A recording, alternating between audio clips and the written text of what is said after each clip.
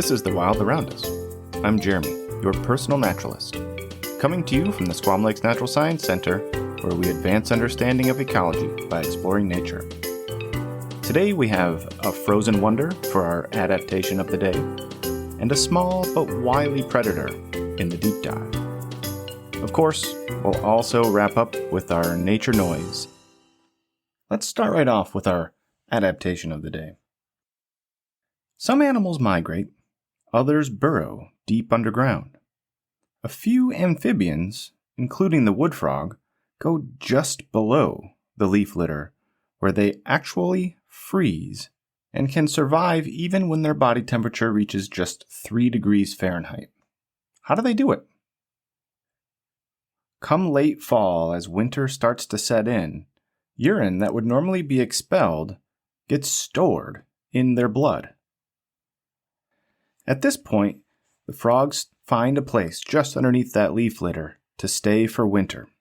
And as the freeze starts, their liver makes a large amount of glucose, which is a type of sugar. Sugar mixes with the urine in the blood, creating an antifreeze. This allows water to be stored within the body and in the organs, keeping them hydrated, and the antifreeze keeps the blood cells from rupturing, and frostbite won't set in. This slurry inside the frog keeps the frog ready to thaw, so midwinter thaws or spring thaws are no big deal for the frog, and they can even refreeze when necessary. As deep winter sets in, the frog's heart stops beating and they don't breathe at all. Up to 2/3 of their body can be frozen, creating a sort of frogsicle. Why would they do this? Well, this allows wood frogs and other similar amphibians that have this adaptation to be the first to emerge when spring is truly back and enter into vernal pools and ponds and lakes that the ice has started to melt. And that means less competition, as other animals haven't quite emerged from deeper under the ground. I have even seen wood frogs hopping across spots of snow still remaining in early spring to get to those vernal pools. So watch and listen as the snow starts to melt this spring. Listen for the chorus in the vernal pools. They're the first there, and eventually they start to mix with the spring peepers. Listen to this.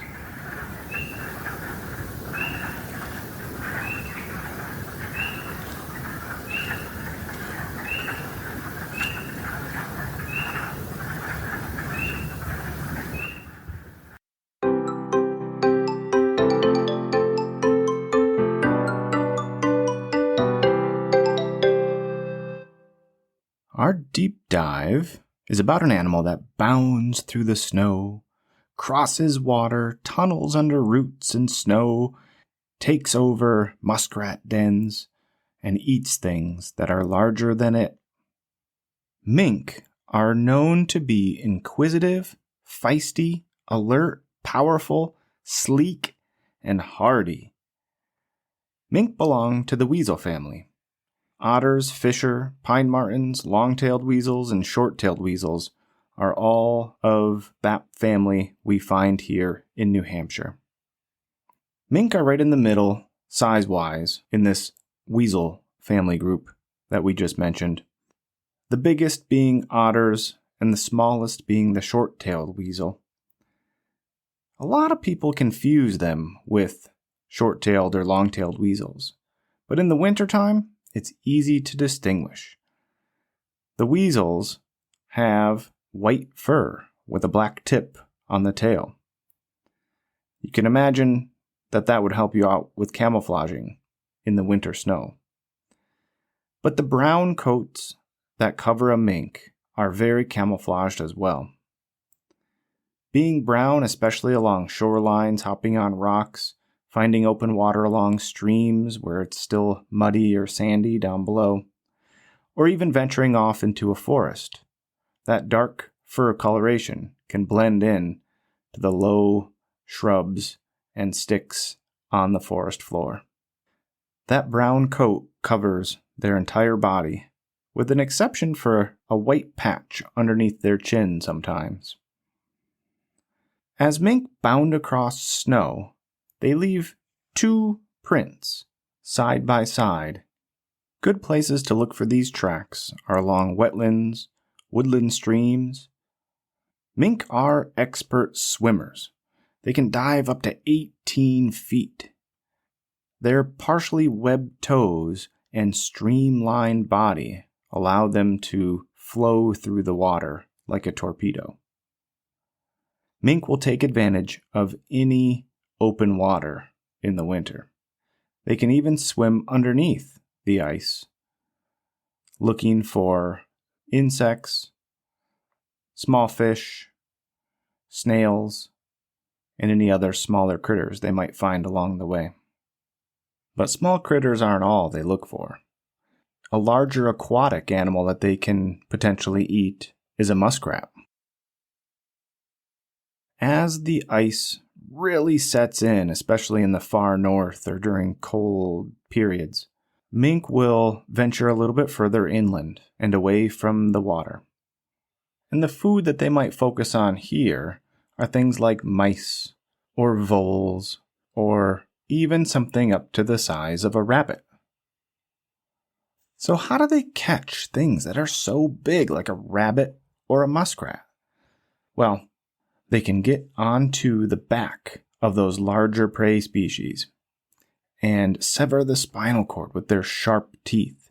And hey, with the muskrat, there's an advantage to taking them as food, in that it also probably leaves behind a vacant den that the muskrat builds out of grasses. So they'll use that old muskrat den to warm themselves and stay out of the coldest temperatures. They can also use other types of dens, fallen trees and the root systems that are left behind. Rock walls sometimes will make good places for a mink to be. Mink make good predators and can survive in the coldest conditions because they can find shelter, find food, and their fur is extra warm. Their fur also helps them stay dry when they're in their wetland habitats. There's an oily substance that they can put through their fur and that repels water away, keeping them nice and dry, and the underfur keeping them nice and warm. Mink are not the largest of animals. They can eat large things, but sometimes larger predators can also eat them. Great horned owls can surprise from above, or bobcats, foxes, coyotes often will roam the wetland areas that the mink also roam. Keep an eye out for these 2x2 tracks bounding through the snow. That will let you know that a mink roams near you.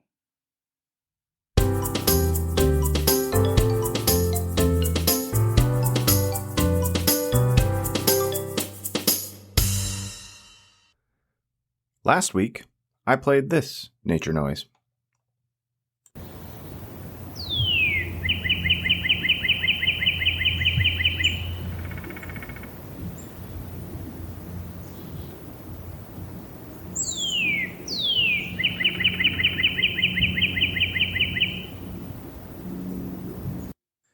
Now, many of you felt like this was a familiar sound, but couldn't quite place it.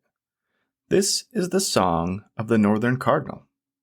Males are known to sing year-round. However, it becomes more frequent in spring and early summer. And I've noticed I've heard it quite a few more times than normal on these warmer winter days that we've been having. Kind of a false spring, if you will. Also heard in that clip are the black-capped chickadee and the drumming of a downy woodpecker. Listen close.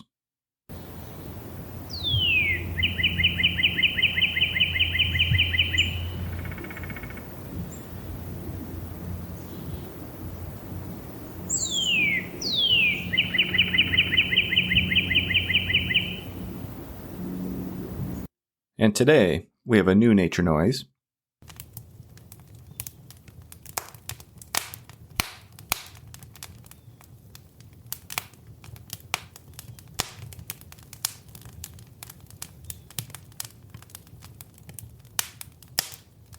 And please send your guesses to Jeremy.Phillips at nhnature.org. Love to hear what you think that might be. You can be as specific or general as you want. And again, if you hear any sounds you want to share along with me, you can send that to the same email, Jeremy.Phillips at nhnature.org.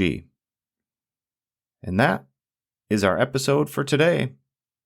As always, get outside and enjoy the wild around you.